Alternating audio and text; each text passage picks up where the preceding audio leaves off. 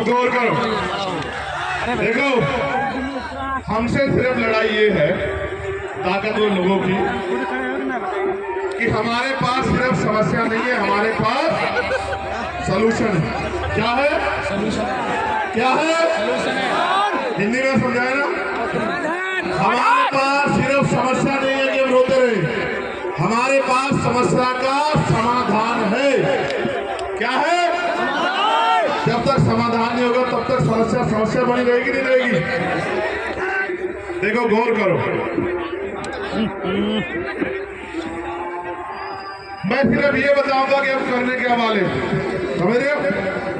आप उस पर गौर करो, सोचो आज हम ताकत में आ गए हैं उत्तर प्रदेश के अंदर, अब हम क्या करेंगे? गौर करो, यही बात अपने दिमाग में डाल के जाना, क्योंकि आज नहीं तो कल ताकत में तो आना है, नहीं आना है?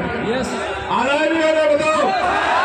बहुत अच्छा, अगर हम ताकत में जीते होंगे तो हम सबसे पहला काम ये करेंगे कि देश में चाहे वो चतुर्थ श्रेणी का सरकारी कर्मचारी हो, चाहे क्लास 1 का अफसर हो, दोबारा बताऊं, चाहे 4th क्लास का कर्मचारी हो, क्योंकि उनके यहाँ क्या है, पे स्केल है, चाहे चौथी क्लास का 4th श्रेणी का कर्मचारी हो या क्लास 1 का अफसर हो, चाहे गांव का सभासद, ग्राम पंचायत का मेंबर हो, या उत्तर प्रदेश का मुख्यमंत्री, राज्यपाल, या कोई मंत्री, विधायक या नगर निगम का पार्षद, सभासद, कोई भी हो जो सरकारी लाभ ले रहा है, जिसको सरकारी तनख्वाह मिलती है या सरकारी सुविधाओं का लाभ मिलता है, जो सरकार का नुमाइंदा है, सरकार के कहीं ना कहीं जुड़ा हुआ है, उस हर व्यक्ति के बच्चे को हम लोग सरकारी स्कूल में पढ़ा।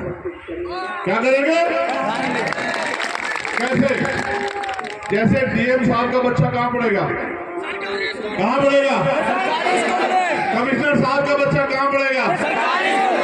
विधायक जी का बेटा कहाँ पढ़ेगा? सांसद जी का बेटा कहाँ पढ़ेगा?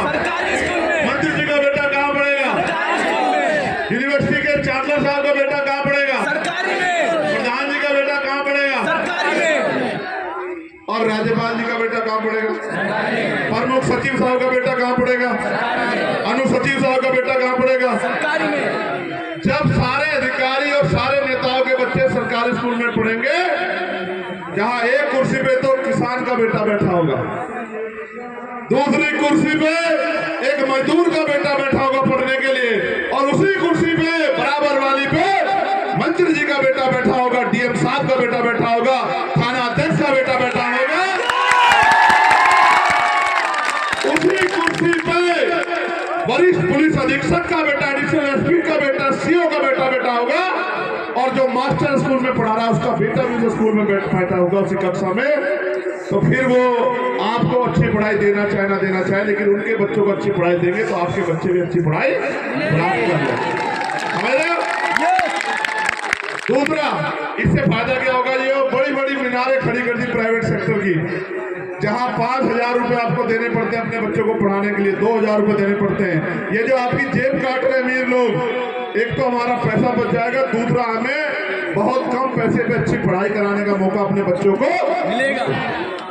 चाहे डॉक्टर बनना हो, इंजीनियर बनना हो, आईपीएस बनना हो, आईएएस बनना हो, वकील बनना हो, सारी पढ़ाई हम लोग इतनी सस्ती करेंगे कि गरीब का बेटा भी अपने सपनों को पूरा कर सके। होना चाहिए, नहीं होना चाहिए? दूसरी बात, मेरे पिताजी को मैं इसलिए नहीं बचा पाया क्योंकि प्राइवेट स्कूल, प्राइवेट हॉस्पिटल में इलाज कराने के मेरी जेब में पैसे, आपने भी देखा होगा कभी कभी कि आपके घर में कोई बीमार हुआ लेकिन जेब में इतने पैसे नहीं कि बड़े से प्राइवेट हॉस्पिटल में ले जाओ। देखा है, नहीं देखा? कैसा महसूस होता है उस समय? अच्छा लगता है, बुरा लगता है? तो हम ये करेंगे सुनिश्चित कि चाहे मुख्यमंत्री का बेटा हो या बेटी हो, या खुद मुख्यमंत्री हो, पत्नी हो, दादी हो, अम्मा कोई हो, और चाहे अधिकारी कोई हो, जिनकी बात हमने बताई थी, सबका इलाज सरकारी हॉस्पिटल में हो। अब ये महसूस करो, उसी बेड पे मुख्यमंत्री जी लेटे हो और उसी बेड पे एक किसान मजदूर लेटा हो, तो अच्छा इलाज मिलेगा नहीं मिलेगा? दवाइयाँ टाइम पे मिलेगी नहीं मिलेगी? सुविधाएं आएंगी नहीं आएंगी? और पैसा कितना खर्च होगा? ना के बराबर। समझ रहे हो? देखो, सारा सरकारी सिस्टम नेताओं के हाथ में, अधिकारियों के हाथ में, और वो यूज करेंगे प्राइवेट सेक्टर। और वो कहते हैं हमने जनता के लिए बहुत अच्छा कर दिया। अगर आपने जनता के लिए बहुत अच्छा कर दिया तो आप भी उसका लाभ ले लो ना कि भाई जो भोजन आप जनता को खिला रहे हो उस भोजन को आप भी तो खाओ, तभी तो बात बनेगी नहीं बनेगी, तभी पता लगेगा भोजन अच्छा है बुरा है। तो हमने तय किया है कि चाहे कोई कितना बड़ा अधिकारी हो, कोई कितना बड़ा नेता हो, सत्ता का हो या विपक्ष का, सबको अगर इलाज कराना है, बेहतर इलाज चाहिए तो सरकारी अस्पताल में बेहतर इलाज मिलेगा। तो जो गरीबों की जेब काटी जा रही है प्राइवेट हॉस्पिटल में, वो प्राइवेट हॉस्पिटल में जेब काटनी बंद। आपको फायदा होगा नहीं होगा बताओ? आपकी भी जीवन रक्षा हो जाएगी। मैंने महसूस किया, हमारे एक नेता महक सिंह जी उत्तराखंड वाले, उनकी माता जी का एक्सीडेंट हुआ, हम हॉस्पिटल लेके गए, प्राइवेट हॉस्पिटल में जा सकते थे, ऑक्सीजन की वो वेंटिलेटर की व्यवस्था नहीं हुई, उनकी माता जी की डेथ हो गई। लेकिन मेरे पड़ोस में रहने वाले एक हमारे साथी पैसे वाले प्रधान जी का एक्सीडेंट हुआ, सर में बहुत भयंकर चोट लगी, उनको वहीं एक हॉस्पिटल है मेडिग्राम, उस हॉस्पिटल में ले गए। 15 दिन के इलाज के बाद, इतनी चोट लगने के बाद वो सुरक्षित वापस आ गए। मैं उनके लिए भी मंगल कामनाएं करता हूं, उनसे मेरा कोई विरोध नहीं। लेकिन महक सिंह जी की मां को भी जीने का अधिकार इस प्रदेश में, इस देश में होना चाहिए था। महक सिंह की मां को भी वही इलाज और वही दवाइयां मिलनी चाहिए थी, वही सुविधाएं मिलनी चाहिए थी जो प्रधान जी को मिली। समझ रहे हो? तो ये हम करने जा रहे हैं जब हमें ताकत मिलेगी। ठीक है। तीसरी बात, सेना का सबसे बड़ा दुरुपयोग हो रहा है। कैसे? पिछली बार 2018 तक भाजपा की सरकार थी, केंद्र में 18.5 हो गए और सब लोग कह रहे थे कि भाजपा ने नाश कर दिया। नोटबंदी की, कोई फायदा नहीं हुआ, लाइन में लगे, मार खाई, पुलिस के डंडे खाए, मुसीबत झेली, लेकिन एक पैसे का फायदा नहीं हुआ। फिर भी भ्रष्टाचार जारी, आतंकवाद जारी है। फिर जीएसटी लागू की, व्यापारियों को नुकसान पहुंचा दिया। सब कह रहे थे कि भाई ये नौकरी भी दे रहे हैं, इनके खिलाफ है। इन्होंने कहा 15 लाख आएंगे, नहीं आए। इन्होंने कहा 2 करोड़ रोजगार मिलेंगे, नहीं मिले। सब कह रहे हैं इनको हटाओ हटाओ हटाओ। फिर अचानक से पुलवामा का हमला हुआ। आपको याद है पुलवामा का हमला? ये बात मैं इतनी हिम्मत से इसलिए कह सकता हूं क्योंकि मेरा मृत्यु का डर खत्म हो गया। आदमी एक बार पैदा होता है, एक बार मरता है, 2 बार नहीं मरता। मैं कई बार मौत को बहुत करीब से देख लिया, मुझे नहीं फर्क पड़ता मौत कल की आती आ जाए, लेकिन जब तक जीऊंगा स्वाभिमान सम्मान करूंगा। अगर 1 इंच गोली इधर हो जाती तो पेट के चीथड़े उठा के निकल जाती, आप पे सिर्फ मेरी तस्वीर रह जाती और आप रोके रोयाद किया करते कि अगर हमारा भाई कुछ दिन और जी जाता तो बहुत कुछ बदल जाता। मैंने कभी परवाह नहीं की और कभी मैंने सोचा नहीं। बात करो मैं क्या कह रहा हूँ। पुलवामा का हमला हुआ, आप जितने लोग यहाँ बैठे, चाहे मीडिया के हो, पुलिस के हो, कोई हो चाहे, और चाहे सम्मानित मेरे परिवार के लोग हो, अगर आपका 200 रुपए कोई सामान चोरी हो जाएगा, FIR कराओगे नहीं कराओगे बताओ? जांच कराना कराओगे नहीं कराओगे बताओ? आपकी 1 रुपए की चीज अगर हो जाएगी, आप चाहोगे नहीं चाहोगे पता लग जाए किसने चुराई? पता लगाओगे नहीं लगाओगे? यहाँ बैठे होगा फोन चोरी हो जाए, आपको तकलीफ होगी नहीं होगी? उसके FIR दर्ज कराओगे नहीं कराओगे?